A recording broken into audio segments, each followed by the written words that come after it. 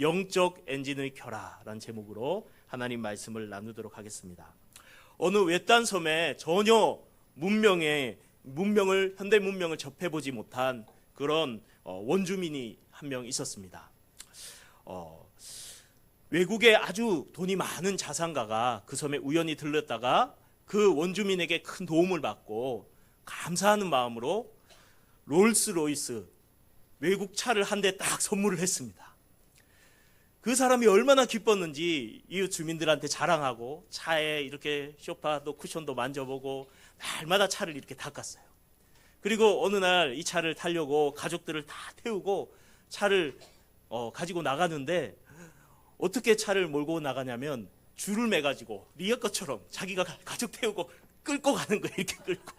얼마나 힘들어요. 땀이 막 벌벌 나고 가다가 힘들어가지고 주저앉아서 한숨을 푹 쉬고 있는데 도시에서 우연히 놀러 온 한 사람이 딱 보더니 잠시만 이리 와보시라고 조수석에 앉히고 자기가 운전석에 딱 앉더니 스타트 버튼을 엔진 버튼 딱 누르자 보 하는 거예요.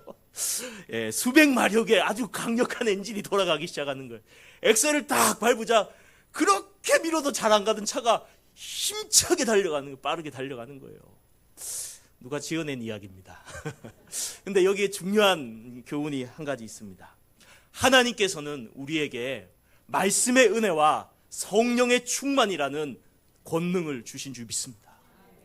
그런데 많은 사람들이 신앙생활하면서 마치 이 차를 롤스로이스를 줄을 매가지고 리아카처럼 끌고 가는 것처럼 신앙생활을 내 힘으로 하려고 몸부림치다가 지치고 낙심하고 주저앉고 한숨 쉬는 성도들이 참 많아요. 하나님께서는 우리에게 주신 이 영적인 권능을 쓰기를 원하시는 줄 믿습니다. 이제 영적인 시동을 거시길 바랍니다. 말씀의 은혜의 시동을 걸고 성령 충만의 시동을 걸어서 성령 충만으로 말씀 충만으로 그 은혜로 달려갈 수 있기를 주님의 이름으로 축복합니다. 내 힘으로 신앙생활하는 건 생고생입니다. 근데 주님이 주시는 능력과 권능으로 하는 것, 그것은 우리에게 참으로 힘과 능력과 찬양이 될 줄로 믿습니다. 오늘 본문이 바로 이 두 가지 엔진에 대해서 우리에게 말씀하고 있습니다. 첫째로 겸손히 하나님의 말씀을 배우라는 것입니다. 따라하겠습니다. 겸손히 하나님의 말씀을 배워라. 세상 사람들은 말합니다. 끊임없이 배워야 된다. 이 경쟁 사회 속에서 배우지 않으면 도태된다. 새로운 걸 배우고 옛 것도 배우고, 그래서 인문학에 대한 그런 관심도 요즘 사람들이 참 많이 있습니다. 세상에 이러한 말, 배워야 된다, 계속 배워야 된다, 맞는 말씀입니다. 계속 배워야 됩니다. 배우지 않으면 고인물처럼 썩을 수밖에 없습니다. 그러나 세상의 지식이 한계가 있습니다. 배워도 해답을 주지 못하는 것이 있습니다. 우리 안에 꿈틀거리고 일어나며 우리를 날마다 쓰러뜨리는 이 죄악의 욕망들을, 그리고 죽음이라는 이 두려움과 공포의 문제들, 우리의 영혼의 실존적인 이 절망의 문제를 해결할 수 있는 답을 세상의 지식은 줄 수 없습니다. 그러면 이 답이 어디에 있습니까? 바로 하나님 말씀, 성경에 있는 줄 믿습니다. 그런데 문제는 이 성경에 답이 있는 걸 우리가 알지만 이 성경을 읽어도 이 성경이 은혜되지 못하고 감동되지 못하고 위로가 되지 못하고 그 말씀을 읽었는데 맹숭맹숭하게 아무 느낌 없이 아무 깨달음 없이 그렇게 성경이 읽어지고 있다면 이것은 무엇인가 영적인 문제가 있는 것입니다. 이 좋은 은혜의 말씀을 시동을 켜지 못하고 있는 것입니다. 사랑하는 성도님들, 그러면 어떻게 해야, 여러분은 어떠십니까? 요즘 성경을 읽는데 어떠세요? 예전처럼 읽으면 꿀송이처럼 아이고 말씀이 너무 은혜됐다, 이 말씀 좀 읽어보세요, 너무 좋아요, 이런 분 있으십니까? 있으십니다. 다행히. 사랑하는 성도님들, 말씀을 읽고 말씀을 들을 때 그 말씀이 너무나 달콤하고 너무나 내게 위로와 힘이 되는 살아있는 말씀으로 내게 다가오며 회복되는 은혜가 있기를 주님의 이름으로 축복합니다. 이 시간에는 그러면 왜 말씀이 은혜가 되지 않고 왜 말씀이 살아있게 내게 다가오지 않는가, 왜 말씀이 이렇게 내 영혼을 살리지 못하는 메마른 말씀이 되어버렸는가, 그 원인과 해답을 오늘 본문에서 찾아보기로 하겠습니다. 오늘 성경 말씀 24절에서 26절까지 말씀을 같이 읽어보도록 하겠습니다. 24절에서 26절입니다. 18장 24절에서 26절 시작.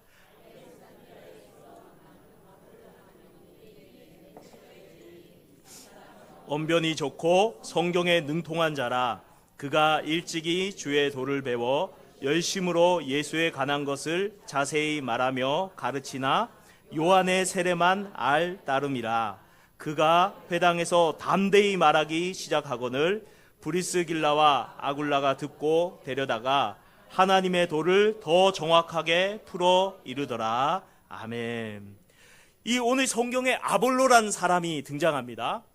이 에베소 지역에 바울은 떠났죠. 이미 지난 시간에 2차 전도 여행을 마무리하러 예루살렘으로 갔습니다. 안디옥으로 갔어요. 이제 이 에베소에 누가 남아 있습니까? 브리스길라와 아굴라 부부가 남아 있습니다.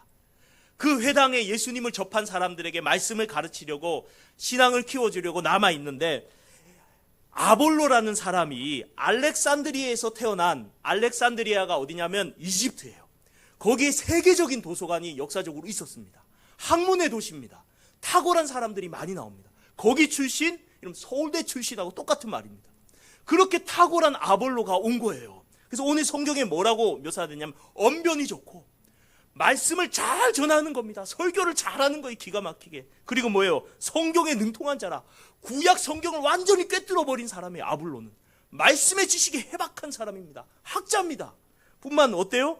주의 도를 배워 열심으로 전하는, 열심도 있어요. 게다가 열심을 가지고 주님을 전하는, 자, 말 잘하죠. 지식이 탁월하죠. 열정도 있죠. 대단한 목회자 아닙니까? 그가 회당에 들어와서 견딜 수 없어서 말하는 거예요. 여러분 하면서 메시아가 온다고 세례 요한이 예언했습니다.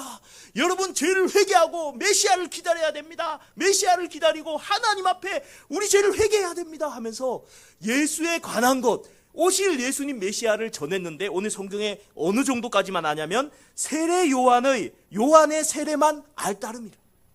예수님에 대해서 다 알아요? 몰라요? 다 몰라요.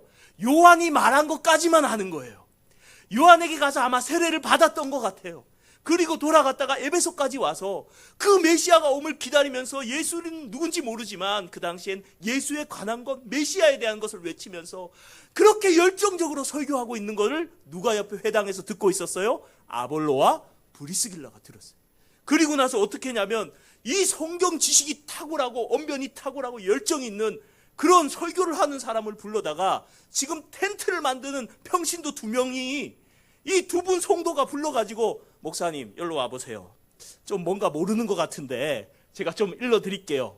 자, 예수님, 당신이 말하는 그 메시아는 바로 예수 그리스도입니다.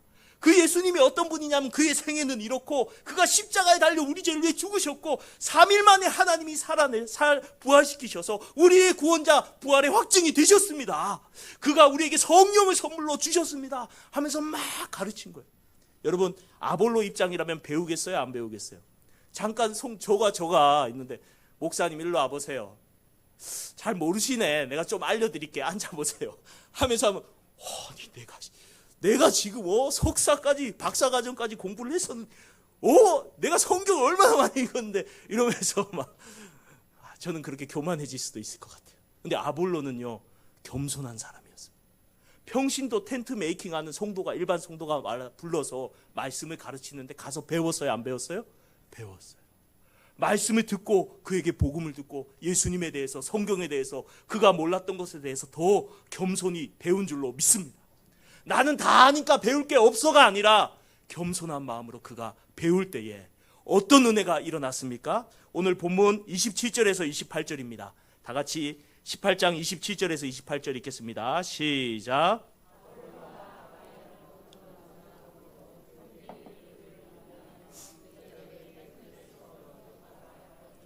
그가 가매 은혜로 말미암아 믿는 자들에게 많은 유익을 주니, 이는 성경으로서 예수는 그리스도라고 증언하여 공중 앞에서 힘있게 유대인의 말을 이기미러라. 아멘. 자, 이 아볼로가 말씀을 깨달으니까 가만히 있을 수 없어요. 그래서 고린도로 간다길래 추천서를 써줬습니다.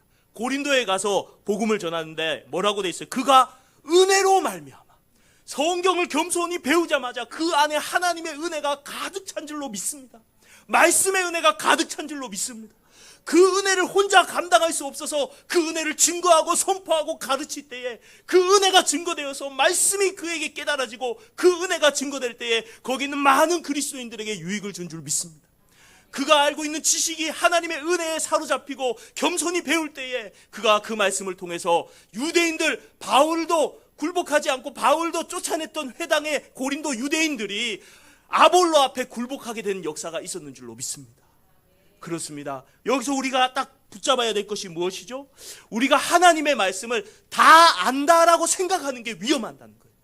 설교를 많이 오래 들었어요. 성경도 많이 읽었어요. 너무나 익숙한 지식이기 때문에 나는 성경 다 안다, 배울 필요 없다라는 이 내 안에 있는 교만함이 이 말씀의 은혜를 받지 못하게 하는 겁니다. 하나님은 교만한 자를 물리치시고 겸손한 자에게 은혜를 주신다고 하신 줄 믿습니다. 우리가 겸손한 마음을 가지고 하나님 말씀 앞에 설 때에 주여 나는 아무것도 모릅니다. 이 종에게 말씀하여 주십시오. 너무나 목마릅니다. 너무나 주님의 말씀을 듣고 싶습니다. 내게 이 성경을 읽을 때에, 설교를 들을 때에, 구역 모임을 하면서 성도들에게 서로 나누고 권면할 때에, 성경 공부를 할 때에 주님 내게 말씀하십시오. 종이 듣겠습니다. 우리가 이러한 겸손한 마음으로 하나님 앞에 서게 될 때에 말씀이 살아있어서 내 영혼에 은혜가 되고 생명이 되는 역사가 있을 줄로 믿습니다.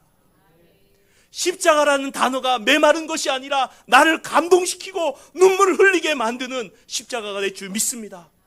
부활이 개념이 아니라 내 영혼을 생명력 있게 오늘도 살리고 일으키는 생명의 역사가 이 부활의 진리를 통해 내 안에 살아 꿈틀거리며 역사하게 될 줄 믿습니다.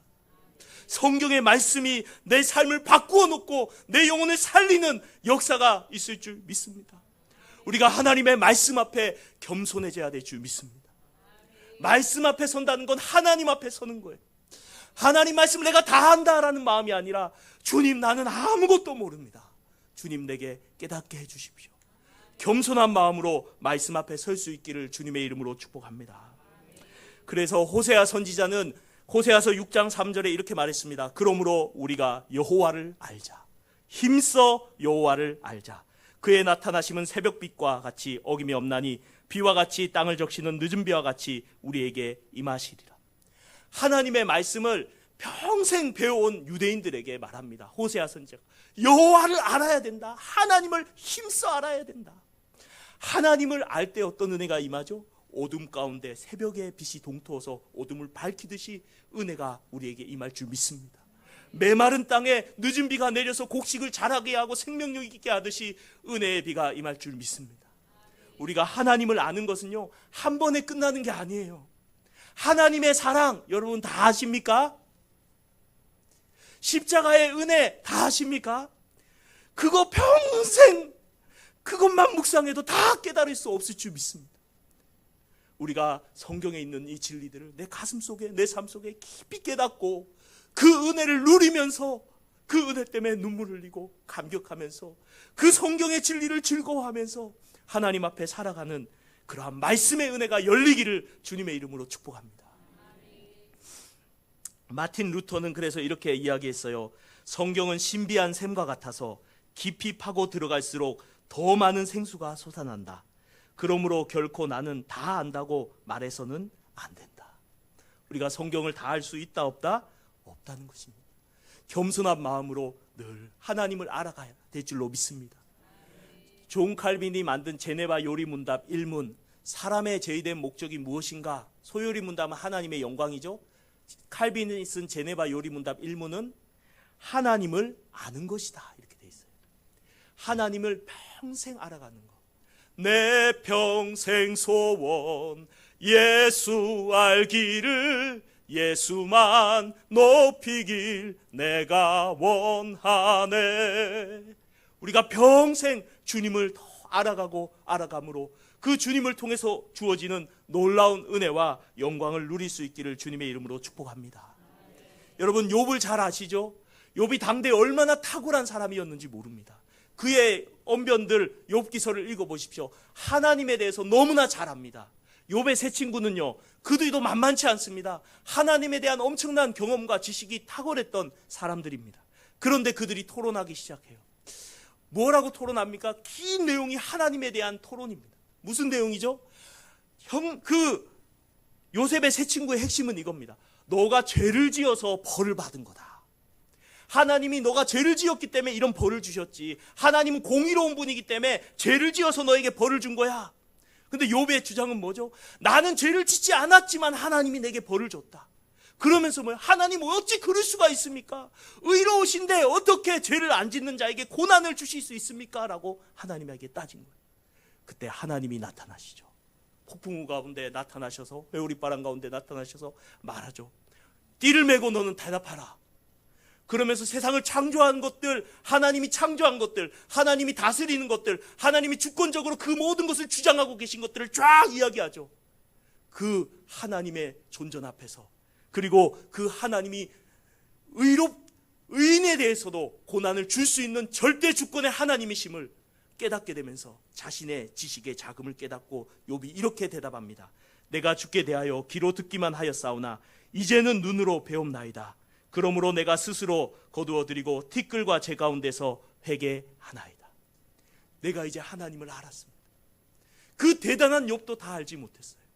사랑하는 성도님들, 우리가 하나님을 더 경외함으로, 더 겸손함으로 깊이 알아갈 수 있기를 바랍니다. 말씀을 통해서 깨달아가고, 성령의 감화를 통해서 깨달아가고, 내 삶의 경험되어짐을 통해서, 하나님을 만남을 통해서 더 깊이 알아갈 수 있기를 주님의 이름으로 축복합니다. 여러분, 겨울에 눈이 내리잖아요. 눈은 어떻게 생겼죠? 하얗게 생겼잖아요. 이렇게 내리잖아요. 사람들은 눈은 하얗고 동그랗고 조그만 거다 그렇게 생각했는데, 그걸 처음으로 깬 사람이 있어요. 누구냐면 윌슨 벤틀리라는 학자입니다. 그가 현미경으로 눈을 관찰하기 시작했는데 눈 결정체가 모양이 똑같은 게 하나도 없는 거예요.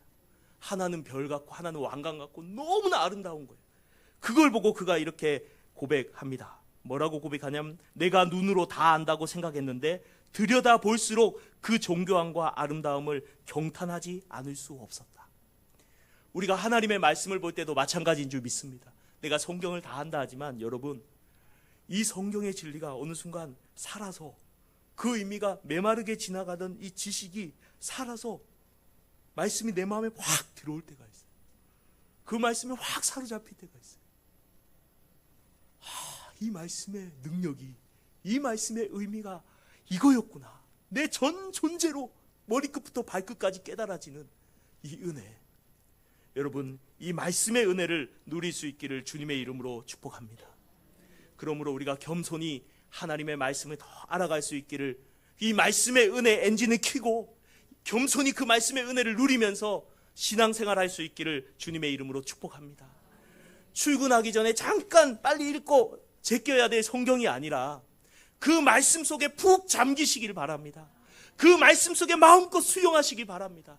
그 은혜를 누리며 살아갈 수 있는 우리 성도님들이 다 되시기를 주님의 이름으로 축복합니다. 두 번째 오늘 켜야 될 엔진은 바로 성령 충만을 받으라입니다. 따라하겠습니다. 성령 충만을 받으라. 네. 오늘 많은 사람들은 말합니다. 세상 사람들은, 야, 네가 네 인생의 주인이고 네가 의지력을 가지고 결단력을 가지고 살아가야 돼. 맞는 이야기죠. 책임감이 있어야 됩니다. 우리는. 그럼에도 불구하고 한계에 부딪힙니다. 내 힘으로 감당할 수 없는 큰 문제들과 어려움 앞에 내 의지도 자존심도 이성도 내 능력도 다 무너집니다. 그때 우리가 붙들어야 될 것이 무엇일까요? 성경은 말합니다. 바로 하나님의 능력이라고. 우리가 정말 교회가 지금 세상에게 지탄받고 이렇게 영향력이 없는 이유가 무엇일까요? 세상과 똑같이 하고 있거든요. 내 머리로, 내 힘으로, 내 의지로 롤스로이스 차 끌고 가고 있거든요. 내가 안 되는 거예요. 우리가 하나님의 능력을 회복할 수 있기를 바랍니다. 하나님의 권능으로 살아가야 될 줄 믿습니다. 내 힘으로 하니까, 내 힘이 안 되니까 탈진되고, 내 힘이 안 되니까 그런 척 위선하잖아요. 거룩한 척. 우리가 참으로 하늘로부터 임하는 성령의 능력으로 힘있게 달려가는 신앙생활 되기를 축복합니다. 오늘 본문에서 그 답을 정확하게 제시해 주는데요. 우리 1절에서 19장 1절에서 3절 말씀 같이 읽도록 하겠습니다. 19장 1절에서 3절입니다. 시작.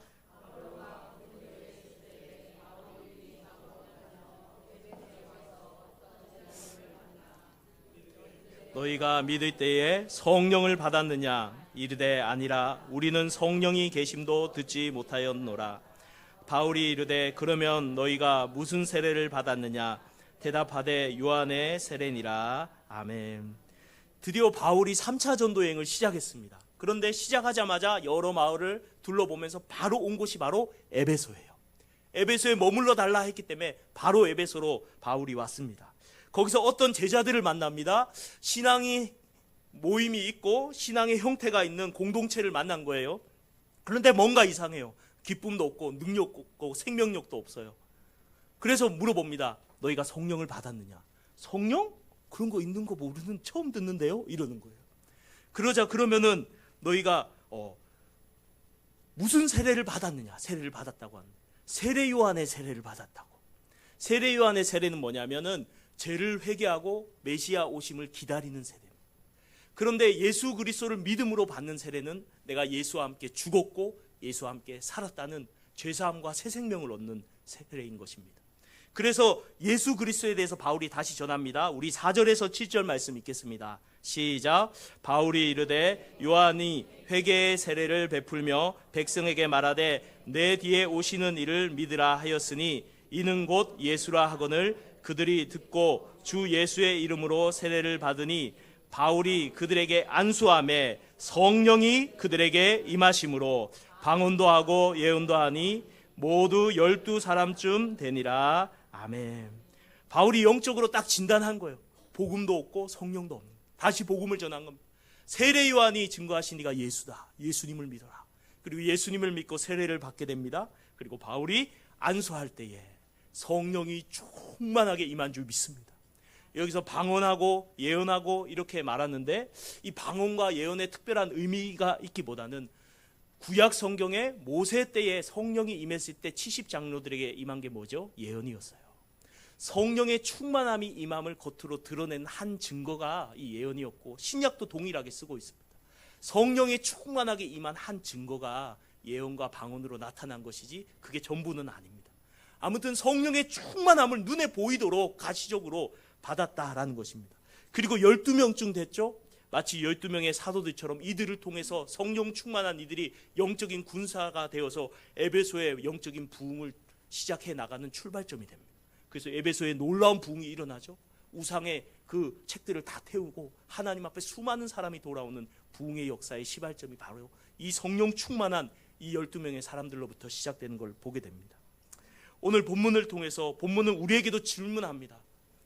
너희가 성령을 받았느냐? 물론 예수 믿을 때 성령이 내 안에 계시고 임재하시죠. 다르게 질문하겠습니다. 여러분 지금도 성령 충만하십니까? 지금도 성령 충만하십니까? 지금도 성령 충만하십니까? 우리 모두 다 크게 대답하기 쉽지 않을 거예요. 그렇죠? 여러분 우리 모두가 성령 충만할 수 있기를 축복합니다. 성령 충만하지 않은 신앙생활하고 성령 충만한 신앙생활은 천지 차이예요. 천지 차이. 경험해 보셨잖아요. 그렇죠?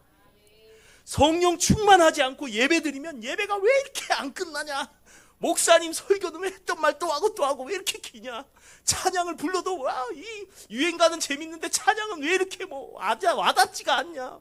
기도를 하는데 시간은 왜 이렇게 안 가고 딴 생각만 드냐? 성령 충만 안 받고 하면 원수도 사랑이 안 되고 막 미워 죽겠고 말은 사랑하라 하지만은 마음이 안 따릅니다. 이렇게 되고 성령 충만하지 않으면 아무런 능력도 복음 전하고 싶지도 않아요. 그냥 전도요 나가도 힘도 없어요. 부끄러워요. 예수님. 근데 성령 충만하면 어떻게 될까요? 성령 충만하면 예배가 살아날 줄 믿습니다. 내 영혼이 살아날 줄 믿습니다. 찬양이 살아날 줄 믿습니다. 기도가 살아날 줄 믿습니다. 우리 삶이 변화되기 시작할 줄 믿습니다. 예수님을 닮아가게 될 줄 믿습니다. 주님을 담대히 전하고 싶은 마음이 열정이 생길 줄 믿습니다. 여러분 성령 충만하고 신앙생활 할래요? 안 충만하고 신앙생활 할래요?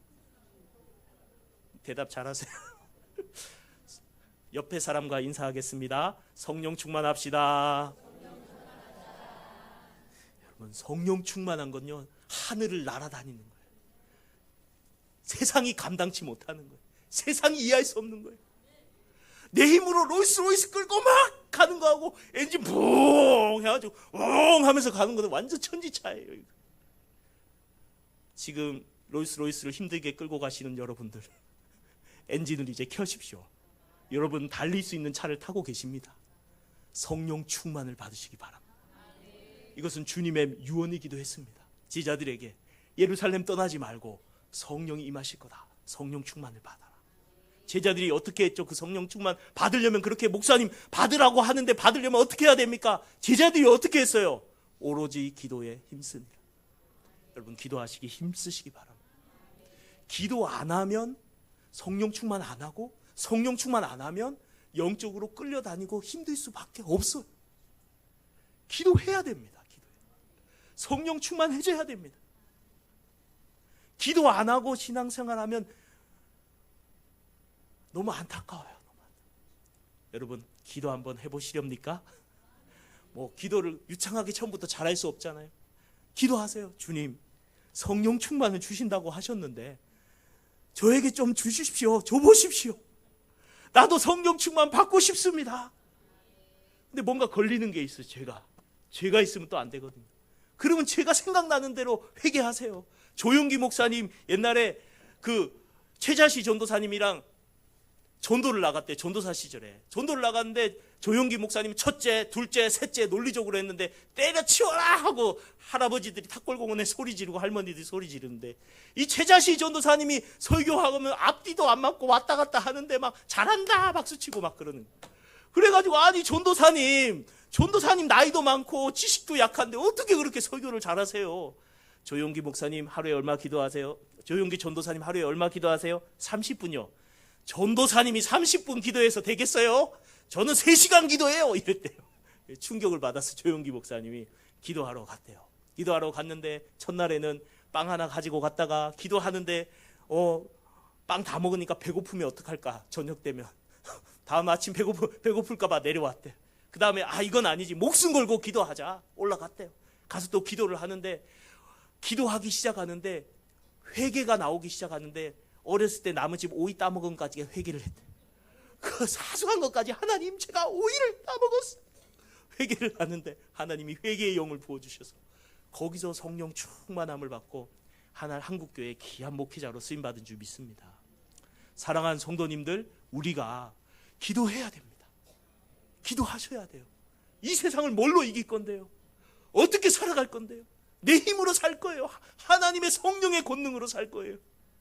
우리가 하나님께 부르짖고 기도하고 성령 충만 받아야 세상을 이기고 권능이 있고 기쁨이 있는 신앙생활을 하게 될 줄로 믿습니다.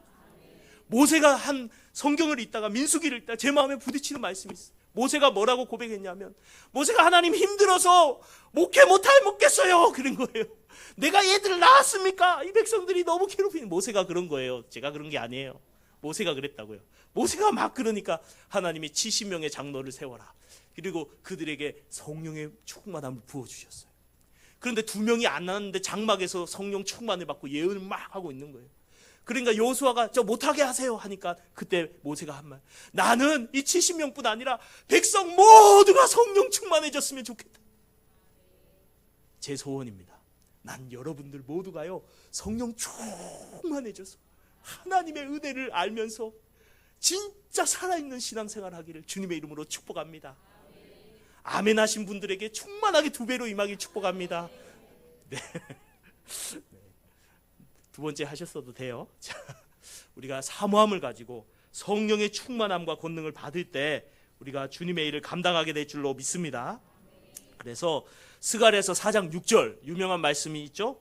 만군의 여호와께서 말씀하시되, 여호와의 말씀이에요. 이는 힘으로 되지 아니하고 능력으로 되지 아니하고 오직 나의 영으로 되느니라. 나의 영으로 되느니라. 하나님의 일은 하나님의 성령으로 되는 줄 믿습니다. 우리의 머리와 힘과 능력과 방법과 수단이 되는 게 아닙니다.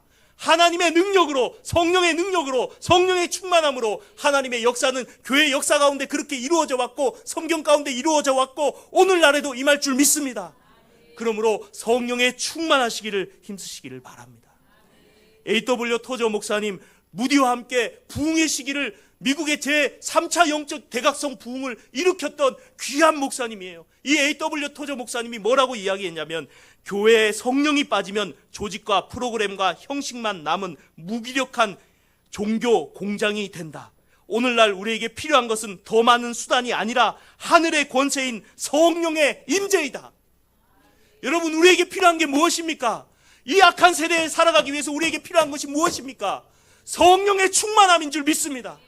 하나님, 우리에게 성령 충만을 주시옵소서. 간구하고 사모하고 기도해 보셨습니까? 지금 그 기도를 포기하고 있진 않습니까? 다시 하늘의 문을 열고 하늘을 향해 눈을 들고 손을 벌려 하나님, 성령 충만을 내게 주시옵소서. 이 세상을 이기고 주의 영광을 돌릴 수 있도록 하늘의 권능을 부어 주시옵소서 라고 간구하고 기도를 시작할 수 있기를 주님의 이름으로 도전하고 축복합니다. 하나님 아버지께서는 악한 자에게 좋은 것을 줄 줄 알거든 하물며 전부 너희 아버지께서 아들에게, 자녀들에게 좋은 것을 주시지 않겠느냐, 성령을 주시지 않겠느냐라고 주님은 말씀하셨어요. 구하라, 찾으라, 두드리라, 그 말씀을 하시면서 하신 말씀이에요.